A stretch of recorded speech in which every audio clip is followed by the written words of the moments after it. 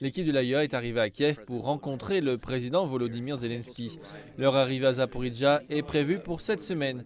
Volodymyr Zelensky ayant demandé une inspection de la centrale et appelé à ce que cette centrale soit démilitarisée.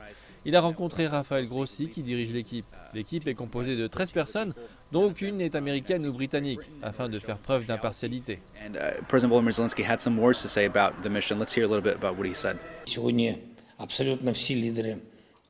Tous les dirigeants de l'Europe, du monde, soutiennent la démilitarisation urgente de la centrale nucléaire, le retrait de tous les militaires de la Fédération de Russie, des explosifs, de toutes les armes, l'organisation de la zone démilitarisée et que la centrale nucléaire et ses alentours reviennent sous contrôle ukrainien. Nous savons que les autorités à Zaporizhzhia ont déjà commencé à distribuer des comprimés d'iode aux citoyens vivant aux alentours en raison du risque de radiation nucléaire de la centrale située à moins de 35 miles. Nous savons également que la Commission européenne a annoncé aujourd'hui qu'elle ferait don de 5,5 millions de comprimés d'iode à l'Ukraine afin de l'aider à reconstituer ses stocks.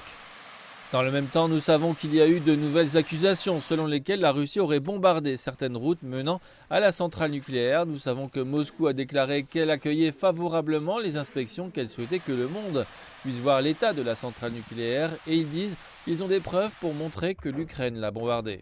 Dans la région voisine de Kherson, la contre-offensive ukrainienne semble avoir été lancée dans son intégralité, CNN rapportant que 4 villages ont été repris.